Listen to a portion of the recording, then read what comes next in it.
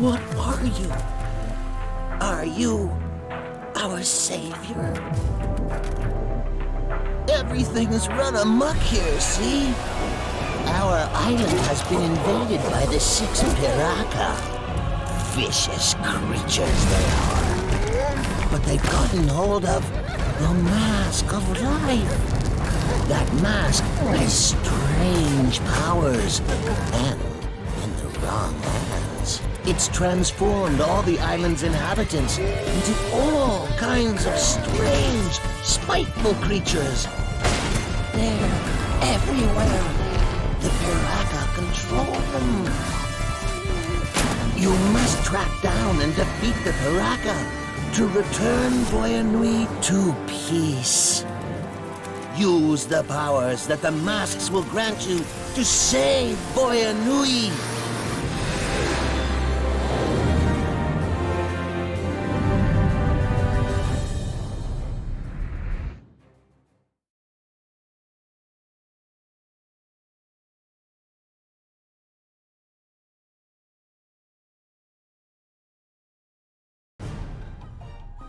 Alright, welcome to Bionicle Heroes.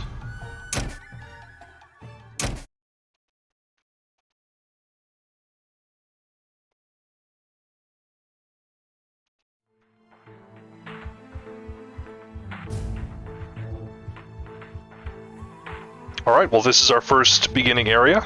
It's both the level selector, shop, and sort of achievements area. Out this way we have some secrets I'll be showing off later. And back here is the shop. So from here you can basically upgrade your Toa in a few different ways. So the current Toa I'm using, his name is Yaller, I believe. Yep. So you can upgrade a few different stats for them. Their armor, their unique ability, and their weapon. So just by spending however so many parts or studs or whatever currency is called in this game, usually in LEGO games they're called studs, but just by spending like 2,500 up here on the armor doesn't mean I'm going to get a bonus to armor immediately. Only by spending enough in order to reach one of those blue sections there will we actually be able to get an upgrade. So as you can see down here for the torch ability, it's not really wise to spend anything on these until, you know, we get a bunch of stuff saved up. Usually you don't really need their abilities for playing through the story the first time, it's really just to get a hold of collectibles. So then for what to upgrade first, whether it be the armor or the weapon, I usually find that the weapons are better than armor, because in most situations, when you're fighting enemies in missions, usually they'll drop extra hearts for health. So, yeah, just... Then again, it might also be somewhat more cost effective if you're struggling in certain areas to just spend a little bit extra on a particular Toa's health. But how their health works and everything I'll get into here soon. Of course, you also have some discounts and things that you can buy. Bonus levels, and then a bunch of these different things that are related to the Piraka, which are the boss enemies in this game. And there's also a number of hints that can be purchased as well, but we're not really going to need them this time around. And then over here on the right, of course these are the parts, these are the currency that you can collect. Over here, I need a different person. I won't be able to unlock that until after the first mission, I bet.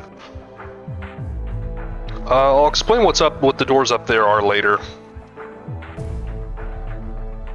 Yeah, that's interesting. Really love the music in this game. Alright, so this is the level selection area. As you can see, there's a head of each of the bosses that we'll be facing off against here. This is the first one here. I'm not even going to try and pronounce his name, I can't. So right now we only have access to one Toa, but well, that'll change here pretty soon. Let's get into the first mission.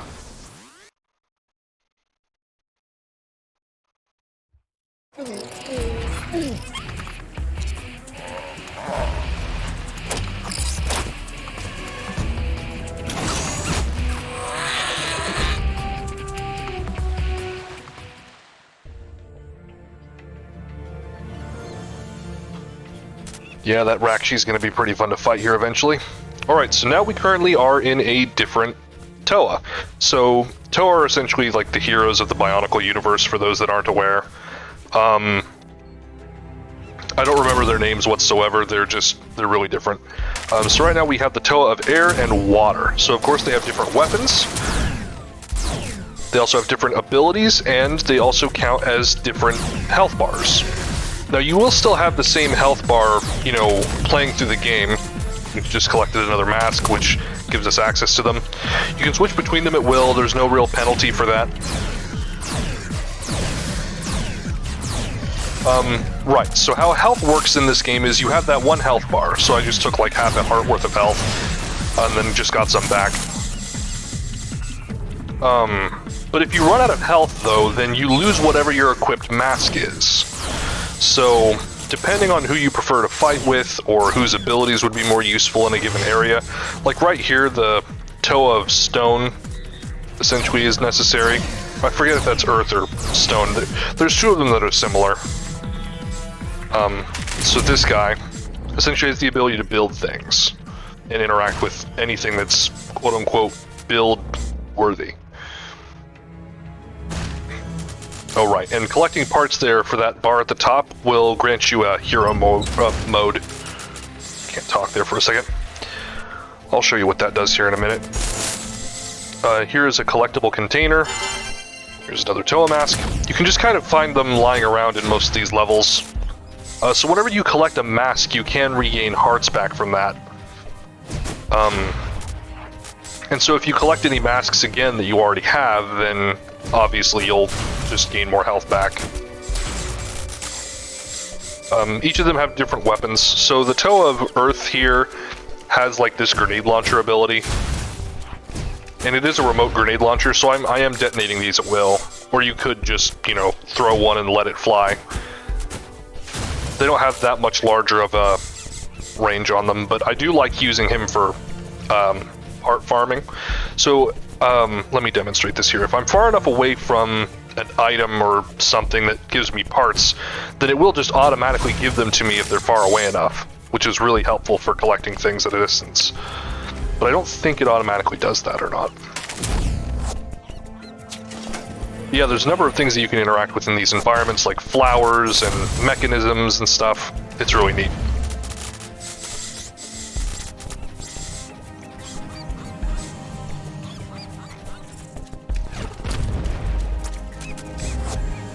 So right now I am just trying to get a hold of this hero mode here. So normally in each of these environments, yep, there it is. So it increases your damage, and anything that's gold you can interact with.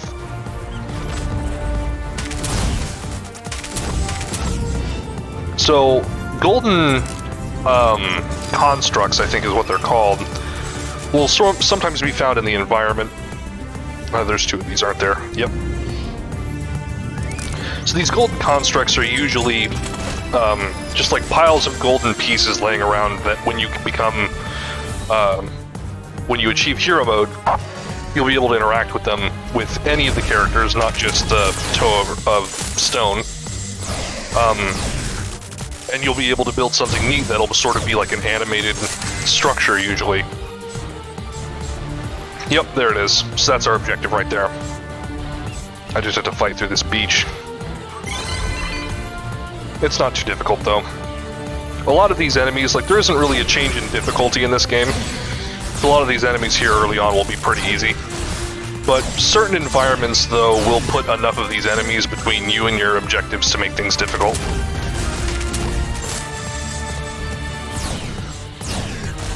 Here, I should try using the Toe of Water for a little bit. So he has sort of a laser ability. It's just a straight stream of water that can damage enemies. They all pretty much have ranged abilities, but not all of them are as great for dealing with enemies at range. That looks like all of them. Alright, so now we just gotta use this. So yeah, as you can see, I'm not using the Toe of Stone. I'm just using the Toe of Air for this. It creates this cool dude that just helps us out.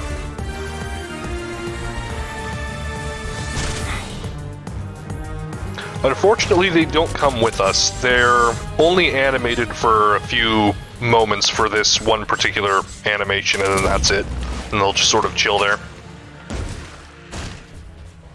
And we have ourselves a boat. Oh, that's right. There's another mask here I can get.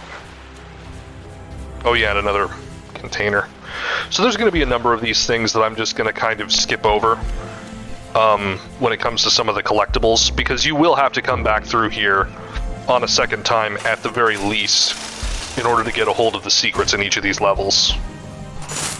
And by secrets, I mean like things that are locked away for now that you can't get until later, like with the Toa hero abilities. You'll sometimes need their upgraded versions in order to access certain areas. Like there is one on this beach, actually, for the Fire Toa. I'll show you that here in a second.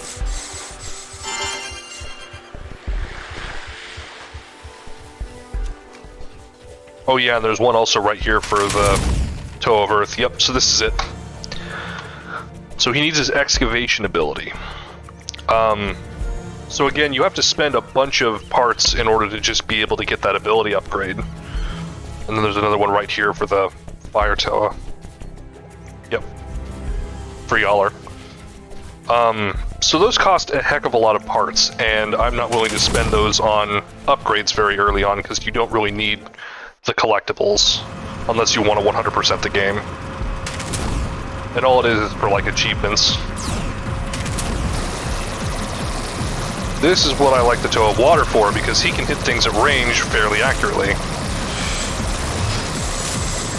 And of course, as you can see, I've also got like a little mini-map down there on the right-hand screen, lower right-hand side of the screen, that'll display objectives and enemies and masks.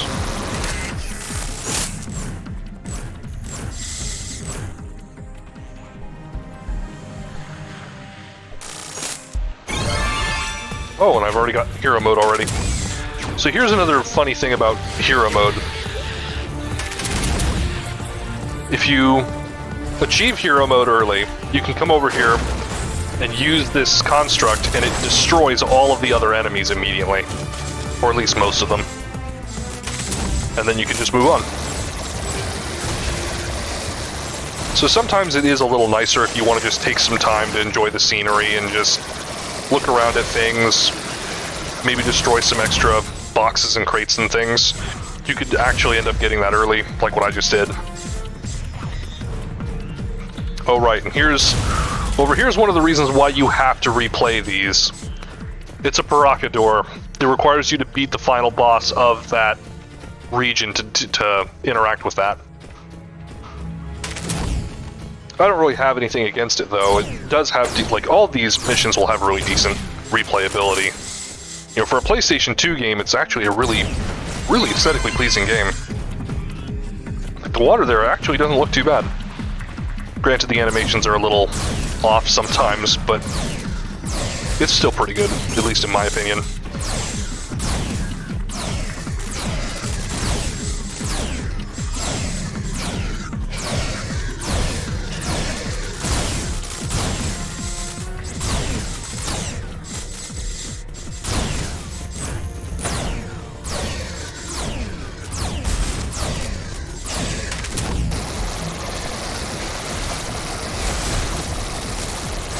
Oh yeah, something else I also forgot to mention. Anything you're targeting, you'll have like these green lasers poking out of your eyes with, which is kind of neat.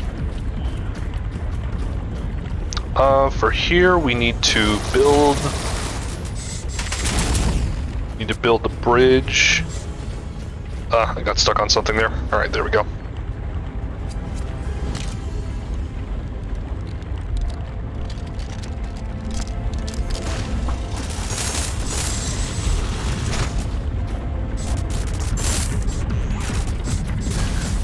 Wonder if that'll even hit. Oh, it did.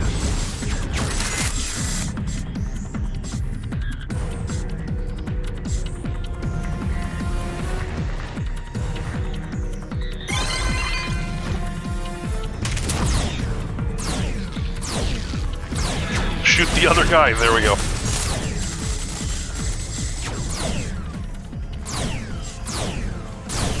So these enemies here that like are flying or like roll around on the ground, I think they're called Borakov. I haven't looked at the Bionicle lore in a long time. These here are Visorak, the spider-looking things. I actually used to have a set of them. Oh, here we go. We finally got Yaller, or Joller. I'm not sure what his name is. The Toe of Fire. As you can see, he has a very similar ability to the Toe of Water. It's just this straight shot of fire that we use here. I'm gonna die.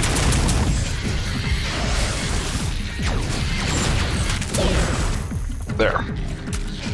I was trying to lose the Mask of Air instead, because I just saw one right over here on the corner. But now we can't go back. Yeah, so if there are enough enemies in a given area, they can just overwhelm you. They kind of do that so that way you can just kill enemies to get a hold of your hero mode here, but it's alright.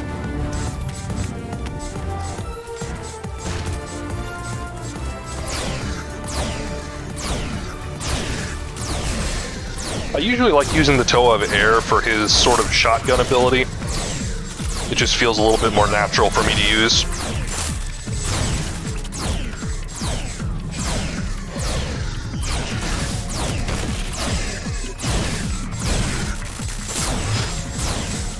Okay. This will be interesting. I'm just going to gather some more parts here in this hallway while I can. Because that next area in there is a boss room. Oh yeah, here's something that you can do to these little bugs. You can actually crush them with their own bodies. It's kind of morbid.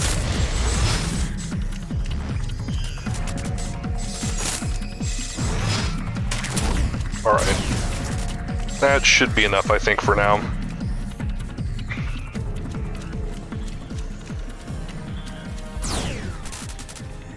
Well, I'll just grab these few things here right by the door.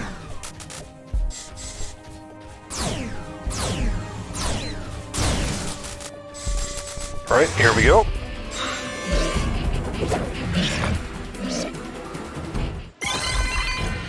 Our first boss is the Rakshi of Water. So for this area, you're going to want to end up using the Toe of Fire or Water in order to kill the Visorak on the other side here.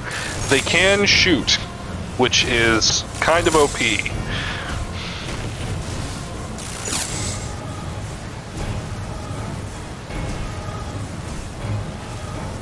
All you have to do for this part, more or less, is just kind of strafe, and you'll sort of auto-lock onto these enemies at far distances.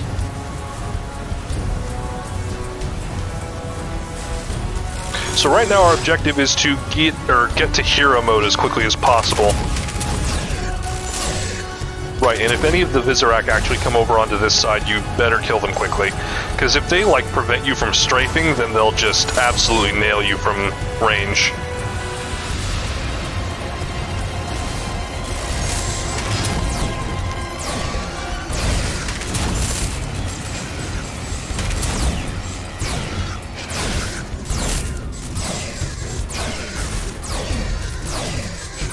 I know I'm not exactly collecting every part, but I'm also trying to conserve health here.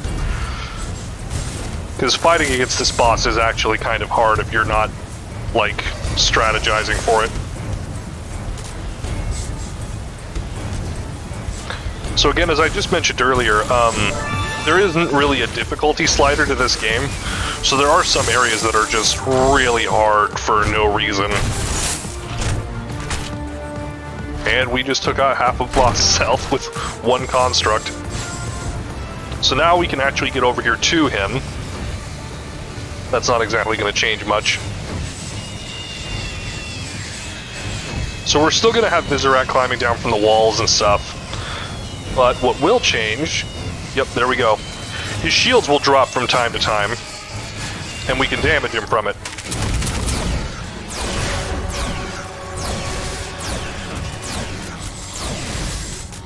So at this point we don't really need hero mode, but like an extra one would be nice in order to have increased damage, at least against the minor enemies.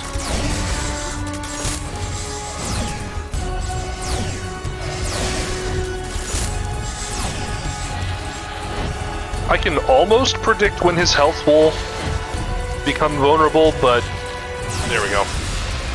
Sometimes I'm off by a little bit. I used to play this game a lot back in the day. I'm really glad I can revisit it.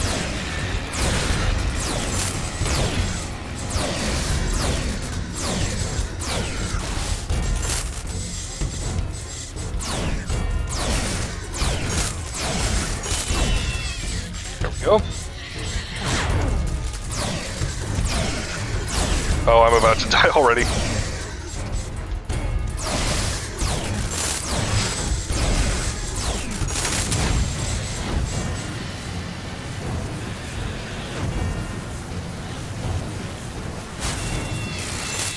There we go. So now there aren't going to be any more enemies. Nothing else is going to spawn, and he's just going to kind of waver there. Oh, who should I collect his mask with? Who looks cool? Let's do it with this. The Toe of Ice's ability is a zoom in for sniping things.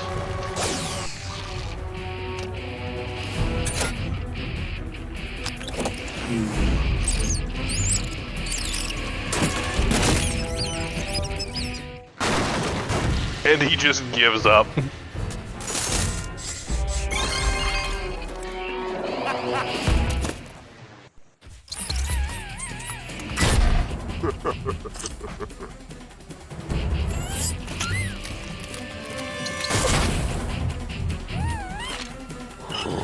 Yeah, that wasn't very smart, was it? I love the Baraka.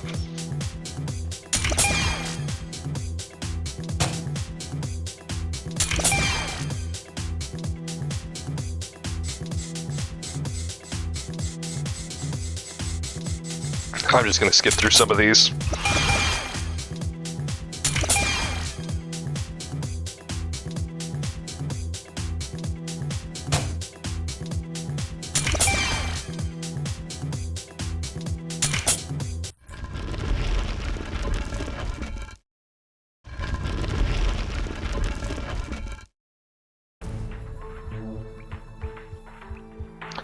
Yep. So as the text on the screen says, we can go and visit Balta in the market. But here, let me show you what that mask we collected was for. We can use it to unlock the next level.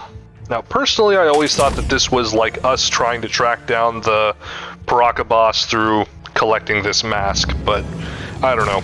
It's just a video game thing, I guess. And that unlocks our next area. So usually that's how these first couple of missions go for each of the different Baraka, I guess, chapters. You go to the first mission, you fight a boss, you collect its mask, you go to the next area, just sort of doing that sort of thing for the whole game. And surprisingly enough, though, it actually doesn't get very repetitive. They actually do a lot in order to sort of be different throughout each of these levels. So now that we actually have some money in our pockets, let's see about purchasing something. Oh yeah, the creature chambers. Yeah, in the award room. I forgot about those. No, shop first.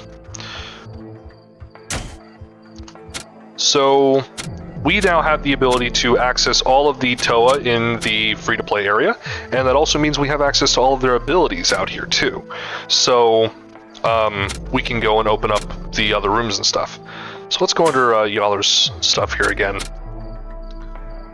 So we currently have 75,000 parts. Let's try and maybe attempt to upgrade his weapon.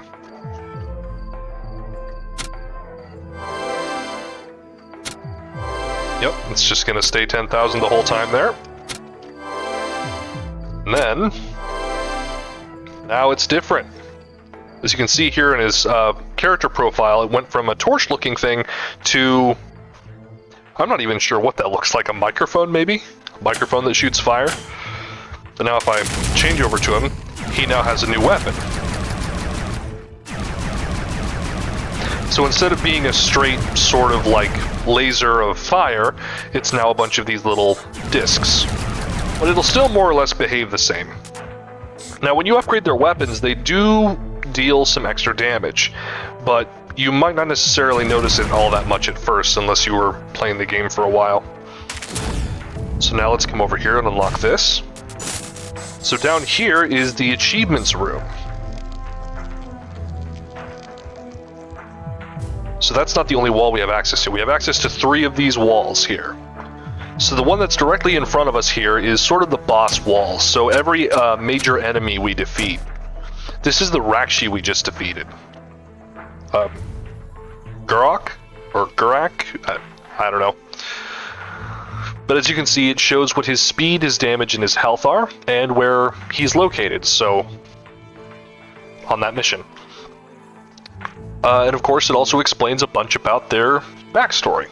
I'm not really going to go through and read through all of that. We're running out of time here anyways. But at the very bottom there, it does show you the set number and the year of their release. So this is also sort of like an advertisement for toys or extra information for collectors. Over here is sort of your mission completions and various sort of other achievements. They're pretty simple. Yep. And then over on the left side is used for masks. So if you collect enough of those sort of canisters, you can unlock up to 4 masks for each level. I think it's 4, at least in most areas. But yeah, you can view them there, and you can view their abilities and who they belong to, stuff like that. And now for the upper levels. Up here are the creature chambers. So whenever you go and fight a bunch of enemies and things, and you earn a bunch of like parts during a mission, get the collectibles and stuff like that, you can gain access to them to be viewed in the creature chambers. So this one here, we should be able to view the boss we just fought.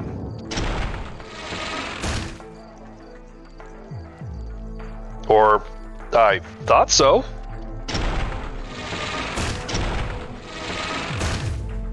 Yeah, it's glitched out. But in any case, though, he should be in here.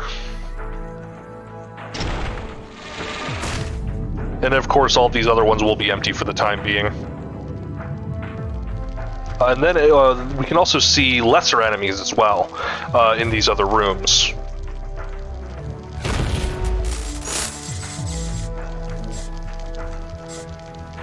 So in here, this would be a room where we would normally see a number of like either Vizorak or Borkov or anything else we might encounter. They'll normally just be walking around in there. I believe all of these rooms are more or less the same down the line, just containing different enemies in each. Yeah, this is for the more of the bipedal enemies.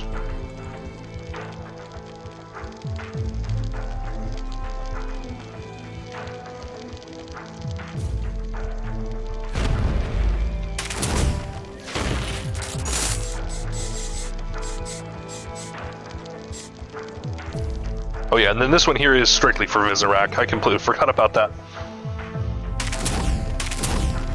Alright, well I think that about does it for the first episode of Bionicle Heroes. And that door is locked. Alright, well I've been Archon Virtual. Thank you for joining me.